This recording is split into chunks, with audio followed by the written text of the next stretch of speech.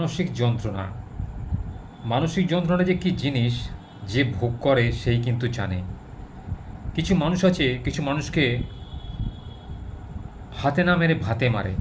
অর্থাৎ তাকে দু চারটে চড়-চাপড় দিলে সে হয়তো গায়ে মেখে নিত, কিন্তু তাকে দূর থেকে মানসিক যন্ত্রণা দিয়ে, অর্থাৎ তার সাথে কথা না বলে তার সম্পর্কে কুৎসা প্রচার করে, তাকে উল্টোপাল্টা গালাগালি দিয়ে তার মনটাকে বিষিয়ে তোলে।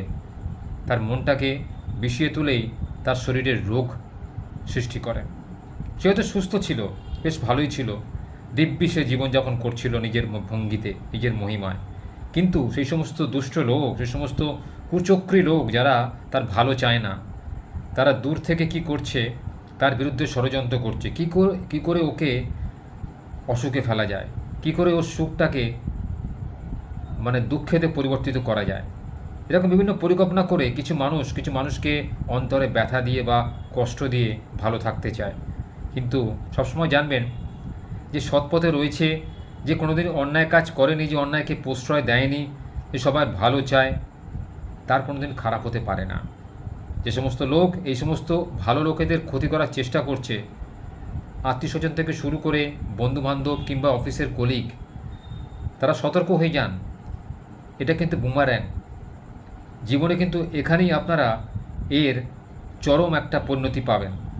যে মানুষটা নিঃশব্দে কাজ করে, কারুর সাথে পাশে থাকে না, কাউকে কোনো বাজে কথা বলে না, কটু কথা বলে না, অথচ তার বিরুদ্ধেই আপনারা যে ষড়যন্ত্র করছেন, তাকে ছোট করার, তাকে হেনস্থা করার, তার মন নিয়ে খেলা করার, সে জীবনে কিছু পায়নি, সেইটাকে, তার যে দুর্বলতাকে নিয়ে আপনারা বিদ্রূপ করছেন, ঠাট্টা করছেন, তাকে অপমান করছেন।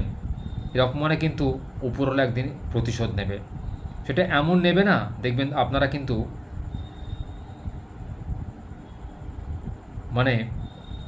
নিজের যে আত্মতুষ্টি ছিল, যে আমি কত ভালো আছি, ওর ক্ষতি সাধন করার চেষ্টা করে, সেটা কিন্তু ভুল ভেঙে যাবে আপনাদের।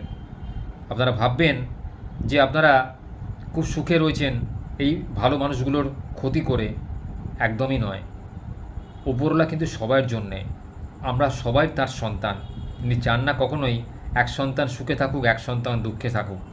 এক সন্তান যে সৎপথে রয়েছে তার ক্ষতি হোক, আর যে অসৎ পথে রয়েছে তার ভালো হোক। কখনোই অসৎ পথে যে রয়েছে তার ভালো হতে পারে না। দেখে মনে হতে পারে যে সাময়িকভাবে সুখী রয়েছে, কিন্তু সে পরবর্তীকালে কিন্তু দুঃখে থাকবে। এটাই কিন্তু বিধাতার নিয়ম। যে অপরকে ক্ষতি করে, অপরের মন নিয়ে খেলা করে, অপরকে আঘাত করে, সেও কিন্তু জীবনে আঘাত পায়। সে আঘাত এমন হয় যে ভবিষ্যতে কিন্তু সেই আঘাতে মলম লাগাবার মতো কেউ থাকে না। তাই সাবধান হয়ে যান সেই সমস্ত লোকেরা যারা এখন থেকে ষড়যন্ত্র করছেন কোনো ভালো মানুষের বিরুদ্ধে যাওয়ার বা তার বিরুদ্ধে গিয়ে তাকে হেনস্থা করার। তারা কখনোই জীবনে সুখী থাকতে পারবেন না।